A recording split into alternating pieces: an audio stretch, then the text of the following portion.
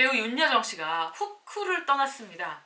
후크의 대표이자 소속사 임원들이 명품을 18억 원어치나 사들이는 방만한 경영, 이승기와 관련된 상황들을 지켜보면서 소속사의 신뢰를 잃었습니다. 또 욕설 등 소속 연예인을 비하하는 대표의 말까지 나오면서 인격까지도 의심할 수 있는 정황들이 속속 나왔습니다. 그런데 더 기가 막힌 사실은 소속사 대표와 임원들이 법인카드로 명품을 사들이는 동안 윤여정 씨는 미나리로 각종 해외 영화제에 다닐 때 입을 의상들을 구하지 못해서 발을 동동 굴렀습니다. 더 정확하게 말하자면 윤여정 씨 자비로 모두 사야 했습니다. 소속사가 알아봐줬어야 할 상황이었음에도 윤여정 씨는 왜 직접 알아볼 수밖에 없었을까요? 꽤나 돈독했던 관계였던 후크와 윤여정 씨, 겉과 속이 달랐던 걸까요? 2021년은 윤여정 씨 연기 인생에서 가장 바쁘고도 영광스러운 한 해였습니다. 영화 미나리로 각종 영화제에서 여우 조연상을 싹쓸이하고 있었기 때문입니다. 그 누구도 예상하지 못한 미나리의 선전, 그리고 윤여정 씨의 수상, 첫 영화제부터 서서히 달아오르더니 그 열기는 미국 아카데미 시상식까지 이어졌습니다. 강력한 여우 조연상 후보라는 거죠. 우리나라 역사상 단 한 번도 그 어떤 배우도 오르지 못했던 그 영광스러운 자리까지 다가섰죠. 그런데 윤여정 씨는 수상식 외에도 신경 쓰이고 정말 고된 일이 남아 있었습니다. 과연 어떤 드레스를 입고 가느냐 문제였는데요. 시상식은 여배우들의 드레스가 단연 화제입니다. 어떤 드레스를 입고 어떤 자태를 뽐내느냐가 시상식의 최대 관전 포인트 중 하나이기 때문이죠. 또 배우에게 패션은 그들의 자존심이 걸린 영역입니다. 어떤 배우가 어떤 명품을 협찬받느냐에 따라서 그 배우의 인기나 인지도가 판가름 나기 때문이죠. 그래서 여배우들은 시상식을 앞두고 드레스를 선정하는데 굉장히 신중에 신중을 거듭하는데요. 윤여정 씨는 국내외 영화 종사자 모든 이들이 여우 조연상 수상을 점쳤을 정도로 막강한 후보였음에도 각종 시상식에서 협찬을 받지 못했습니다. 윤여정 씨는 아무것도 아닌 내게 누가 옷을 협찬하겠느냐, 드레스 오퍼가 들어온 게 없었다라고 밝혔는데요. 윤여정 씨에게 명품 업체들은 우리는 여우 주연상만 협찬한다, 여우 조연상 후보에게는 협찬을 하지 않는다라고 말했는데요. 윤여정 씨는 그 말에 빨리 수긍합니다. 그리고 드레스에 입을 옷을 직접 알아볼 수밖에 없었죠. 윤여정 씨가 그렇게 발을 동동거리며 드레스 고민에 빠져 있을 때 윤여정 씨의 아들은 어머니의 그런 모습이 안타까웠는지 그냥 집에 있는 거 입고 가세요, 이렇게 말했다고 하는데요.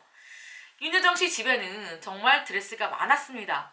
많을 수밖에 없었던 이유는 모두가 윤여정 씨에게 협찬을 안 해줘서 그동안 드레스는 모두 자비로 구매했기 때문이었죠. 윤여정 씨는 과거 칸 영화제에서는 당일날까지 드레스를 구하지 못했던 적도 있었습니다.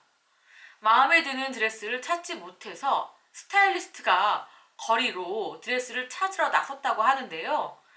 한참이나 샵을 다니다가 괜찮은 옷을 발견했는데요. 그 옷을 다른 누군가가 사갈까봐 스타일리스트가 옷 앞에 서서 기다렸고, 연락을 받은 윤여정 씨가 부랴부랴 카드를 들고 나가서 겨우 결제를 했다고 합니다. 윤여정 씨의 내돈내산 드레스는 그뿐만이 아니었는데요. 20여 년 전 여러분 작별이라는 드라마 기억나시나요? 그때 윤여정 씨는 거의 명품 옷을 입어야 했다고 합니다. 그때 샀던 의상은 샤넬 코트, 당시 돈으로 550만 원이었는데요.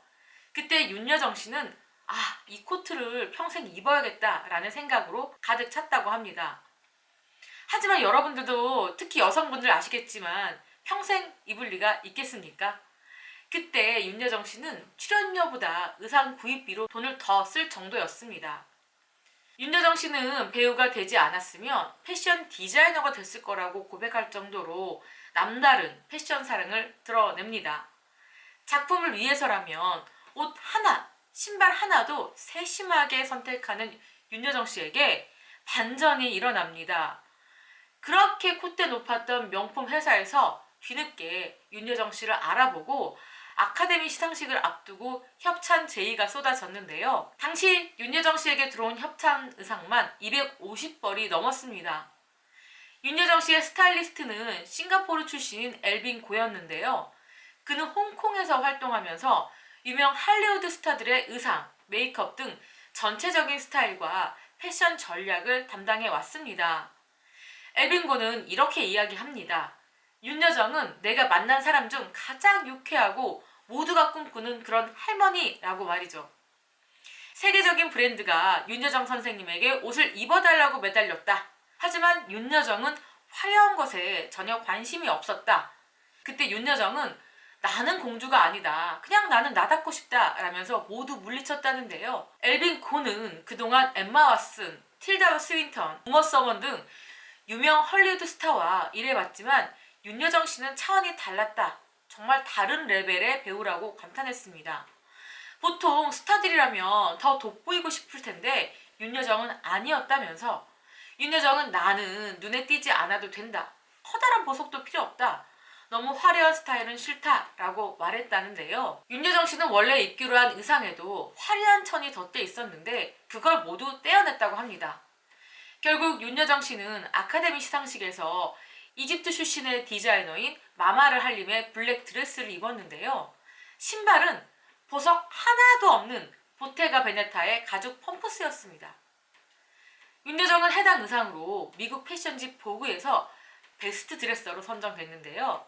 이처럼 고고한 자신만의 취향을 가지고 돈보다는 스타일에 집중하는, 때로는 내 돈을 들여서라도 자존심을 지키려는 여배우 윤여정이 돈으로 명품을 휘감는 소속사와 당연히 관계를 유지할 수 없었겠죠?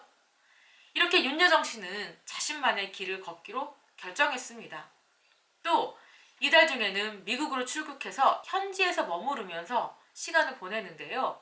윤여정 씨는 미국에서 가족, 지인들과 연말을 보내면서 지친 몸과 마음을 달랠 예정이라고 합니다. 또 윤여정 씨는 그뿐이 아니죠. 2023년 초부터는 애플TV 오리지널 드라마 파친코 시즌2 촬영에 들어갑니다.